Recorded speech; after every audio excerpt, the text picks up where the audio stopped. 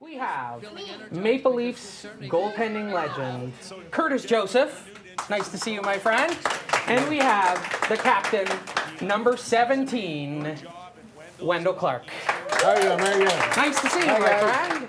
I started when I was 10 years old. Wow. And finished when I was 41. Wow. Total, so... That's kind of a late start for It's hockey, a late isn't start. it? 10-year-old, that's a late start. That's why I'm a goalie. Okay. That's why I did that. That's why I'm Good a goalie. answer there. All right. And Wendel, how long did you play hockey? I started at 2-3 years old skating, and then I finished playing at 32, 33. Wow. Yeah, the body wore out, so maybe I should have started later like Curtis. Well, next time. Next time. Yeah, because you get paid, Right at later. the end of your career. But you squeezed a lot into that career. I mean, Wendel, you are on Legends Row in front of the Air Canada Centre. Your number 17 is hanging in the rafters. You're one of the most popular Leafs of all time. So you squeezed a lot into that career. Short period of time, yeah. Short No, I was period of just very time. honored to be around there. Nice. Now, for our friends here at SickKids, this is Curtis Joseph. Now, your nickname was? Cujo. Cujo. And how did you get that nickname?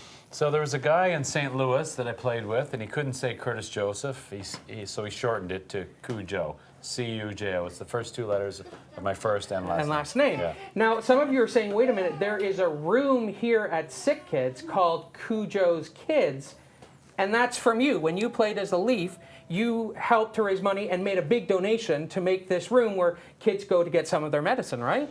Yeah, it was a great time in my life, and I feel very honored to have a room in the hospital, especially one like this that's world renowned. We did a contest over 4 years. Yeah. And it was Coca-Cola, but it was their Yeah. Powerade brand. And you'd peel off the label, and if you won, it's across Canada, you'd come to Toronto and get a breakaway. Wow. Mid-season, and all expenses paid, and try and score on me. Wow. So it was pretty cool. And Did anyone actually score on you? Probably not. Okay, well, never mind. That's a no. That's a no. That sounds like a no. Sounds like a no. But it raised over $1 million. Wow. Incredible, right? That's unbelievable. Right. So I sat down with the doctors and I said, "You guys know better than I. You're here every day. Yeah. What do you need?" Yeah. And they're like, "We need a room for pain management. This is what we need. This is the machine we need." I was like, "Perfect." Wow. Pictures. We had a picture of Wendel pre-mustache. How'd you find that? I know. I must have been 12 years old the last time I had no mustache. I think it was your first year in Saskatoon. Okay, yeah. And it's a picture of you, 16-year-old, no mustache. Wow. And so, like I said, I'm borrowing my uncle's Wendel Clark mustache today. But I didn't want you to feel left out, Cujo. So I gave you one. Oh my gosh. I gave you one. I should go with that. You should go with it. I think it's a really good look for you. Yeah. I think it's the way to go. So you're known for obviously your gritty play, your great wrist shot, you're a real leader. You're known for your great play, Olympic gold medalist, and for your cool masks. So once you got the nickname Cujo, did you think, I can go with the dog theme? Oh yeah, no, it made a lot of sense. Yeah. It made a lot of sense, and I know growing up, I would see Tony Esposito's mask, Ken Dryden's mask, Jerry Cheever's, and they kept the same mask their whole career. Yeah. So you knew them by their mask, and it was identifiable. Yeah. So for me, I was going to pick one mask and stick with it the whole time, and I did. We had a great playoff series in the early 90s, Yeah. and it was Felix the Cat against Cujo. Nice. So they played that up more in the playoff series than anything was the Cat versus dog. Yeah, cat versus, it was huge. Now, I just seem to remember that, as a Leafs fan, who won that series again? Oh. Well, Curtis was winning it. Yes. And I didn't say St. Louis. I said Curtis was winning Yes, it. yes. And then we found out after, because he got hurt by Game 7. He was boy. making too many saves, and then Yeah. we opened the floodgates. But Nice. It took us till Game 7 Yeah. to get through Curtis. Now, and that was the year, was it a big Dougie Gilmore goal? Dougie started I'm sorry it to bring off. up these Was horrible it 6 memories. periods of hockey I in Game 1? apologize. I apologize. I tell Dougie, I say, Yeah. we signed that picture. He signs it, I sign it. And I say, Dougie, I hear about this goal nonstop. Yeah. You must have scored another big goal. He goes, yeah, I scored the Stanley Cup winner in Calgary. I'm like, How come we don't hear about that? Well, let's talk about that one. Yeah, let's talk about that goal instead. Favorite Leaf moment? We're celebrating like 100 years of Leaf history, and then the next 100. What is your favorite moment, your most memorable moment as a Leaf? So not the Dougie goal. Yeah, not the Dougie goal. Certainly playoffs was a lot of fun. It's where, the game matters most. But certainly pulling the jersey on for the first time. And I'd been in the league a little bit, and to pull on that Leaf jersey and growing up down the road, I remember pulling it on and looking at the Leaf and going, all right, this is amazing. Nice. Yeah, so that was probably my favorite moment. Wendell, favorite Leaf Yeah, moment? much the same thing, only I was drafted to the Leafs in 1985, and the draft basically became a Toronto Maple Leaf in 1985, and it set off what I've been doing the rest of my life, from playing for the Leafs, working for the Leafs, and so that time and getting to play in the blue and white. But like Curtis says, the best time to play hockey is April, May, June. That's when it all means the most, and that's the most fun as a player. Nice. Now, you talked about the draft. Your son is playing hockey with the Ottawa 67s. Yes. What's that like? So you've been a hockey player, you played, that was your career, and now your son is working towards an NHL career. What's it like to be a hockey dad? Well, it's great. You just sit in the stands and watch. I'm like every other parent watching their son play. You hope you give them the odd pointer here and there, but really, when you're playing sports, it's up to them to figure it out. They're playing for their coach now. Their coach is their boss. So it doesn't matter what I think as a parent. Yeah. He has to impress his coach so he gets on the ice more. And that's entering into the real life part of it is understand what the coach likes. You do it well, then you get lots of ice time. I don't think LeVar Ball got the memo on that one. No, he didn't get the No, memo. I don't think he got the memo on that one. I don't think so. Wendell, you go to a lot. We talked about you go to a lot of Leafs games. What do you think of this year's team? I think this year's team is outstanding. Yeah. It's the great thing about the team is they're all the same age. They're all young, so they can learn, build, and grow together. Learn how to win on an every night basis. Because it's one thing winning here and there, but now it's to get consistent. Yeah. But we got a great base of young players to start with, and now Mike and Shani and Lou are just molding them together, and hopefully they can continue this, because it's as good a looking lineup as I've seen on a young team.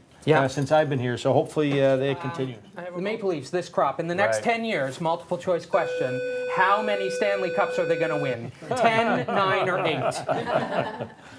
All of the above. All of the above. Nice. We're actually curious who each of them believes should be the next captain of the Toronto Maple Leafs. Oh, wow. Really, one of the first questions you have to stump us with the hardest one? I know. No, I think the next captain is, because our team is so young, I think they're doing it the right way and letting it play out. Yeah. Because it's one thing, they all get asked the questions now. As soon as you put a C on somebody's jersey, it all becomes encompassing on one player, and they're letting all the players kind of figure out who and what and how they play, because not everybody wants it, even though they can be a great player. And so I know I played in teams where Darryl Sittler was the captain, just ahead of me, and then Boris Helming didn't want to become a captain. They had asked him, he didn't want it. And then so it goes down to the personality. So I like what Toronto's doing and waiting and letting the players decide in a way by how they're playing, how they're carrying themselves, because it's different in Toronto. You start handling a lot of questions. You'd be like today's captain would be handling questions about Donald Trump in the States. Right. Nothing about hockey, but that's what happens when you're the captain. So they're doing a great thing, and we don't really know who it is until it plays out. Even we don't. Nice. And I don't care to pick one, because I'm not inside the dressing room to really know the personalities to a T. Yeah, and I think, I can remember hearing stories about the Edmonton Oilers in the 80s where, Wayne Gretzky would have been the captain, but equal on the leadership ranks would have been a Mark Messier. So leadership and captaincy sometimes aren't necessarily the same thing. It's a team. A team. No one, just because you wear the C doesn't mean you're the one guy. You need a group of guys as leadership group, and that's like that Edmonton team did. The fortunate when I was in Toronto, I had Dougie Gilmour was part of the leadership group. Bob Rouse, Jamie McCowan, Dave Ellett, Todd Gill, lots of guys that were. Mike Foligno was at the end of his career. So we had both 3 or 4 ex-captains and other teams sharing the leadership role, and that's really how a team wins. Yeah, I watched a hockey game on the weekend, the outdoor classic with Ottawa and Montreal. Looked cold. You guys have both played in an outdoor game in alumni games. What's it like? Oh, it's great. Yeah? You know, we don't play anymore, so it's nice to get back with your friends, and it's not, you know, it's not a playoff game. It's not as serious, but to get outside and to play outdoors again like we were kids, it's a lot of fun. And then obviously you got all the fans and all the hoopla around it. It's a lot of fun. It's a little bit of pressure though. You want to perform well like you did when you were younger, but you know you can't. So that's the dilemma, but it's a lot of fun. How do you make your ice skates stop hurting your feet? How do you make your ice skates stop hurting your feet? You know what? That is the first time I've ever had that question. Nice. That's awesome. On all the years. First time question. And you know what? In today's world, it should be easier because if they hurt your feet right when you try them on, don't get them. They shouldn't. They honest the way the boots are molded today, they should fit really good right off the bat. In the old days, I used to actually in Toronto back in the early '80s, I would put my skates on and then I'd go in the hot tub. Oh, I with wear the them in skates hot on. because they were built out of leather and plastic, so they'd mold. Wow. And then, so that I used hot water and blow torches would help, so my feet wouldn't get sore. But in today's skates, they put them on the oven after you try them on. They mold to your feet, and they shouldn't be sore because they're meant to fit right from the get-go. Curtis Joseph has agreed to do the Bean Boozled Challenge. Oh! Can we have our friend Emily grab the Bean Boozled from the back room? It's back there somewhere. Hopefully we can find it. Bean Boozled Challenge is where you eat a jelly bean, and then it might be gross, it might be yummy. Wendell is smart. He's decided not to do it. Curtis is the rookie. He's the taking rookie. it. He's the rookie. He's doing the challenge. All right. So if you want the easy way out, pick a green one or a blue one. If you don't, pick another one. I'm gonna go with the orange. Orange. Oh boy. I'll go with an orange one too. Here we go. 1, 2. We're doing this to count down to my sister's birthday. Soleil's birthday on Thursday. Here we go. 1, 2, 3. Oh.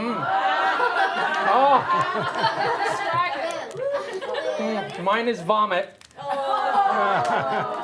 Mine's vomit in sawdust. Well, my friends, we have to let our friends go. They have so many other stops to make today. I want to say thank you so much to our friend Curtis Joseph, who may never want to come back again. He may go up and bar the doors on the clinic upstairs. I want to say thank you to Wendell Clark for being here. It is such a dream come true for me to be able to talk to both of you, being a lifelong Leaf fan. So thank you so much for being here, for our friends, our patients and families today. Thank you so much. Thank to everyone watching out there.